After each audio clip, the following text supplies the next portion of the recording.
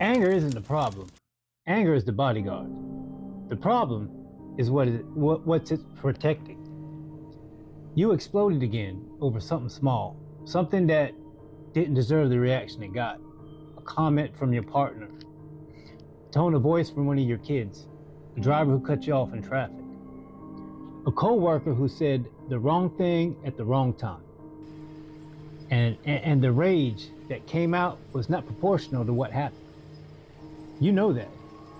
You knew it in the moment you said that shit, but you couldn't stop it. It was already in motion, like a wave that built up inside your chest and crashed out of your mouth before your brain, before the rational part of your brain even showed up to the party. And then the silence afterwards, the look on their face, the damage that's been done. And you're standing there in the ruins of another conversation, another relationship, another moment you can never take back. And you're sitting there thinking the same fucking thing you always think. Why do I keep doing this? Or maybe it's not the explosion. Maybe it's the slow burn. You don't scream, you don't break things, you just hold it in. You hold it in so tight that your jaw aches. Your shoulders are concrete and your chest is tight 24 hours a fucking day. You replay what they did to you over and over again. The person who betrayed you, the parent that failed you, the system that broke you. You carry that offense like it's a suitcase full of bricks. And every morning when you get up, you pick it up again. People tell you to chill out, let it go, forgive and forget, live and let be. And every time they say that shit, the fire gets hotter because they don't understand. They wasn't there. They don't know what was done to you. And letting it go sounds like saying it was okay. And it was not okay. It was definitely not okay. So you carry it and the fire keeps burning. And you don't even realize that the only person it's destroying is you.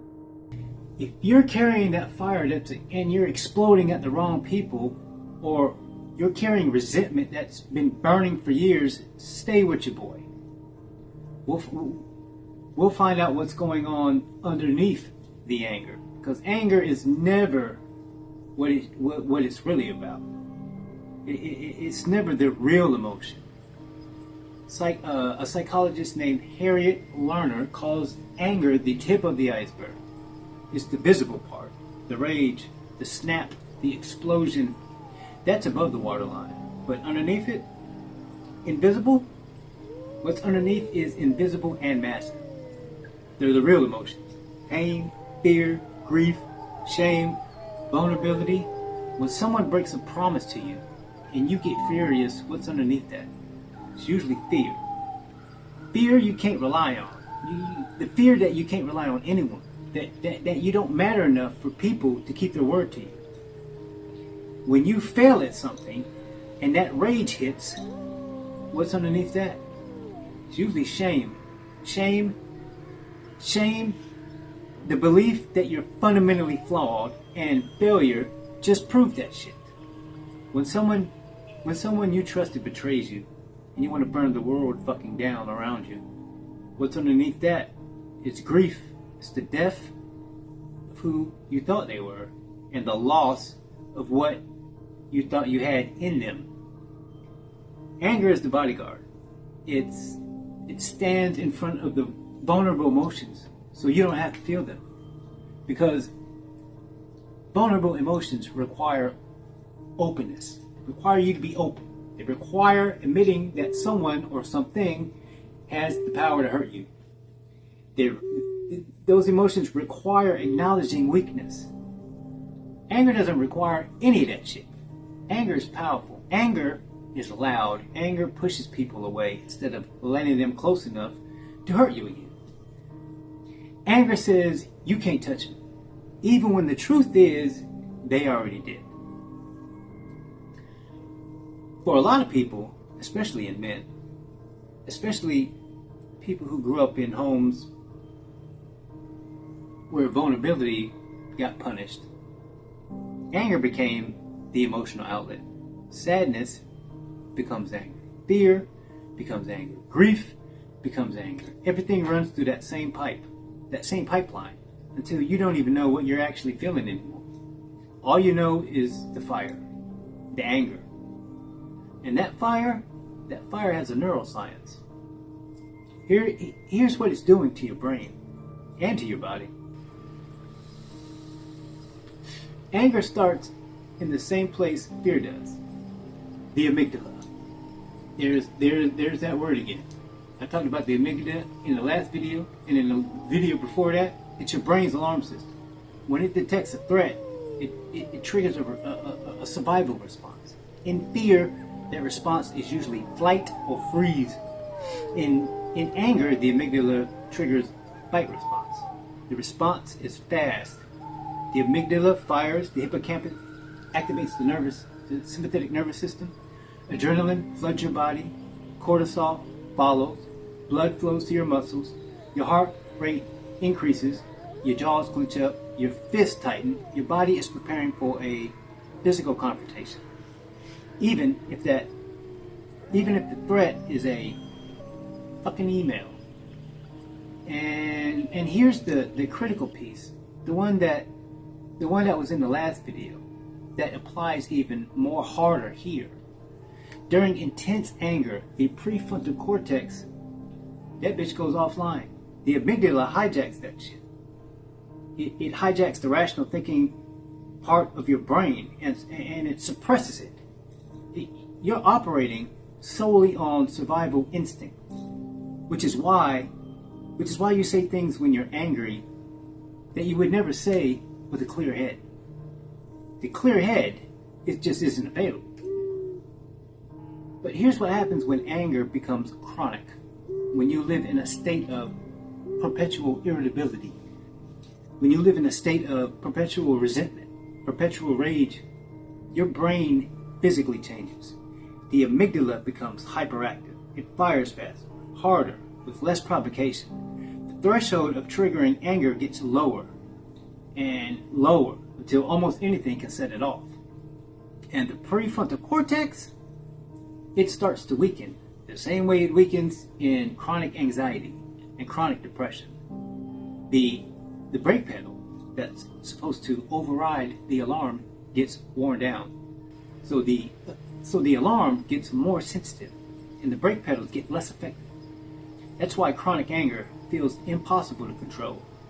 The system is rigged against you. And the body, your body pays the price for that shit. Chronic anger elevates cortisol, blood pressure. It elevates inflammatory markers. Research has consistently linked anger and rage to increased cardiovascular disease.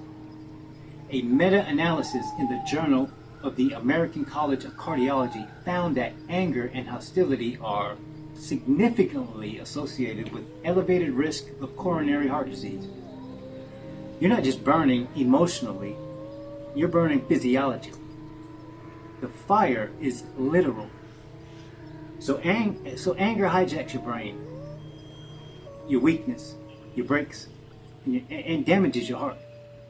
But there's a version of anger that's more dangerous than that. It's the kind that doesn't explode. It's the kind that freezes.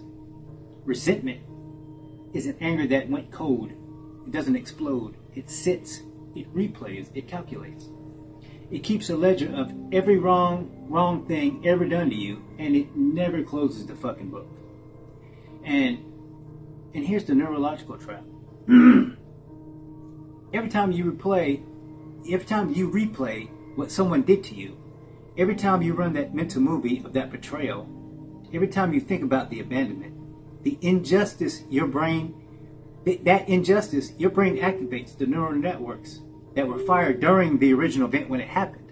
So the amygdala activates, the cortisol releases, the adrenaline flows. Your body responds as if the thing is happening right now when it happened in the past. You're not just remembering what happened to you, you're re-experiencing it.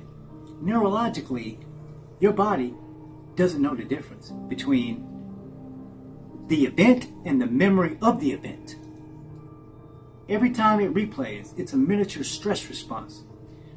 Accumulated over months and years, those replays create the psychological damage as chronic anger, cardiovascular strain, immune suppression, sleep disruption, chronic inflammation. The most common metaphor for resentment is drinking poison and expecting the other person to die. And the person you resent might not even know why they're angry. They might not even remember what they did to you. They might be dead for all that matters. But you're still drinking the poison every day. Because your brain tells you that stopping would mean they win. But resentment isn't just a habit. It serves 3 psychological functions your brain doesn't want to give up. First, moral superiority. When you resent someone, you're the one wrong. You're the one right. They're wrong. That position props up self-esteem. Second, resentment says never forget. So you never hurt that way again. The anger is a guard dog, and your brain doesn't want to put it down. And third, this one is counterintuitive, but resentment keeps you connected to the person who hurt you in the first place. Because if you let go, they fucking disappear. And for some wounds, even a painful connection to someone feels better than no connection at all.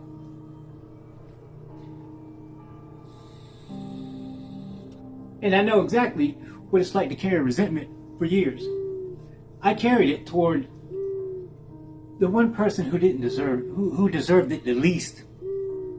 I was an angry kid, angry child, angry teenager, angry man. And I thought the anger was the point. I thought the rage was just who I was. A hot-blooded person who didn't take shit from anyone back then. That's what the streets reinforced in me anyway. Anger was currency out there. Anger was protection. Anger got you respect, or at least it looked like respect from a distance. But here's what I couldn't see. For decades, the anger was what was underneath the anger that I refused to feel. I was angry at my mother, not frustrated, angry. A deep, permanent, calcified rage at a woman who brought me into this world and then walked in and out of my life when I was young. I didn't have the language back then to say I was grieving for my mother. No one taught me that vocabulary. It just came out as anger at a woman, at authority, at anyone who had power to lead me, and I couldn't stop it. I was angry at myself for the years I wasted, for the people I hurt, for the father I had, Albert, the man I've talked about in my previous video. I told you about at the funeral I cried, but I didn't feel regret at the time. What I didn't tell you is that when that regret finally hit all those years later, after my grandmother died, after I had my heart broken, it didn't come as sadness at first. It came at fucking rage. Rage for myself for being so fucking blind, so selfish, consumed by my own dysfunction that I couldn't see a man standing right in front of me with love in his hands. The only closest thing to a father I've ever had. And I pointed that anger outward. I pointed it at the world, at God, at anyone within arm's reach, because pointing it inward would have destroyed me. And pointing it at other people who actually caused the original wounds, my mother, the streets, the chaos, felt useless. They were either gone or didn't care. I told you in the last video, my default survival response was fight. That wasn't just about physical anger. Fight was how I processed everything back then. Sadness became anger. Fear became anger. Grief became anger. Shame became anger. It all had one highway. And everything went through that one highway. Every emotion. And here's where the resentment lived. I carried that resentment towards my mother for years, for decades. And the poison metaphor, I lived with it. She was off somewhere living her life. She wasn't replaying the abandonment every night. She wasn't losing sleep over the damage she did. I was, every night, running the movie, paying the cortisol tax, grinding my jaw down to nothing without hitting the bag. The resentment didn't protect me. It just made me chained to a woman who wasn't even in the room. I have forgiven her. I love my mother very much. I have no right to judge anyone. I made a video about judgment earlier today, and certainly not my mother. If you're watching this, Mom, I love you very much. And I'll be making a video about self-forgiveness later in this series of videos that I'm making. But I will tell you this. The day I started seeing the anger as a bodyguard, the day I asked myself, what's underneath all this, Rich? Everything shifted for me. It didn't fix it, it shifted. Underneath that anger was grief for my mother. Grief for the childhood that was supposed to include someone who stayed. And grief I can work with. Grief I've already started learning how to carry. But as long as it was wearing the costume of anger, I couldn't fuck with it at all. The anger brought me to the fight, but it can't keep me in it. Purpose does that. And purpose requires putting the fire in a furnace instead of letting it burn everything down around you. Notice I said put it in a furnace. I didn't say put the fire out. Anyway, that's what anger looked like for me. It looked like a bodyguard protecting everything I refused to feel. Now let me show you how to start looking underneath your fire. First, you got to ask yourself the iceberg question, the tip question. Every time anger shows up in your life, before you react, ask, what's underneath this? Not, why am I angry? That keeps you on the surface. But what would I feel if the anger wasn't here right now? Is it fear? Is it shame? Is it grief? Is it rejection? The answer is the real issue. The anger is just the alarm. Second, create the gap between the trigger and the reaction. Is a space. Between stimulus and the response, there is a space. It's a space of freedom. The space is tiny at first, seconds, but it is trainable. When you feel the surge of rage rising, pause, breathe. I'm feeling angry right now. The act of naming it out loud affects the labeling. The research I told you about in the last video activates your prefrontal cortex and weakens the amygdala's grip. The pause isn't a suppression. It's giving your brain's fire chief time to show up. Third, stop replaying the movie of resentment. Resentment is fueled by repetition. Every replay is another surge of cortisol, another betrayal, another injustice, another fresh stress response. You're not holding them accountable by replaying it in your head. You're holding yourself hostage. When the replay starts, catch it. Redirect that fire. Don't suppress it. Redirect it. Put that energy somewhere else. Write it down. Speak it. Channel it into the thing that you want to become. Fourth, understand that forgiveness isn't surrender. This is the hardest one of them all. And I'm going to go deeper into it in a later video. But here's the seed. Forgiveness doesn't mean what they did was okay. It means you're choosing to stop carrying the weight of it all. Resentment keeps you chained to the person who hurt you. Forgiveness is breaking that chain apart. Not for them, for you. The person who wronged you may never face justice, but you have complete control over whether you drink the poison or not. The fire you're carrying was lit by someone else. Maybe it was a parent, maybe it was a partner, maybe a complete stranger, maybe life itself. And for a while, that fire has kept you warm. It's kept you moving. It's kept you alive. But the fire doesn't know when to stop. And if you don't put it in a furnace, if you don't give the fire a structure to burn in a contained environment, it will consume everything around you.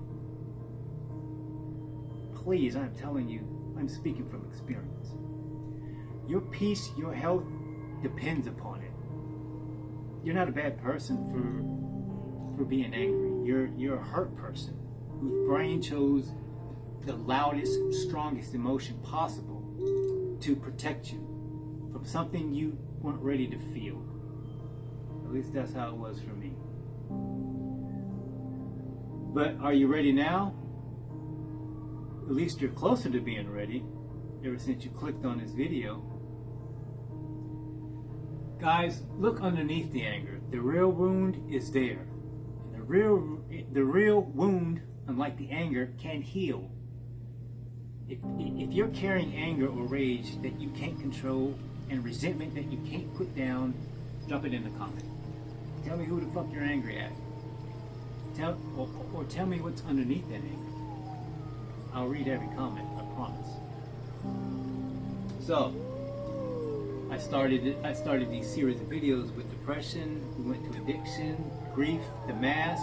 This was the fire. Next week we'll be talking about self-worth, because underneath a lot of the anger, underneath a lot of the fear, underneath all the mask we're wearing, there's a voice that says, you're not fucking enough. And that voice is there all the time. So subscribe. 7 videos a week. I don't even know how many videos I got. Anyway, guys, thank y'all for tuning in. This is Get Up and Fight Back. This is Richie Rich. If you're gonna drink tonight, please don't drive. If you're gonna use drugs tonight, I want you to get clean. If you're gonna use, don't be alone. Kiss your loved ones. Tell your family, your peoples. Tell them how much they mean to you. Tell them that you love them every day. Because there's going to come a day where that's not possible anymore. Watch your back when you're out here on these streets. There are scumbags out here that'll kill you for the cigarette money in your fucking pocket, and they won't give two shits about it.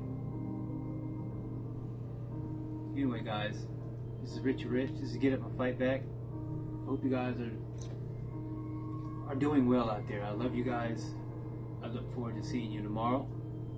I'm gonna check y'all out tomorrow. Peace.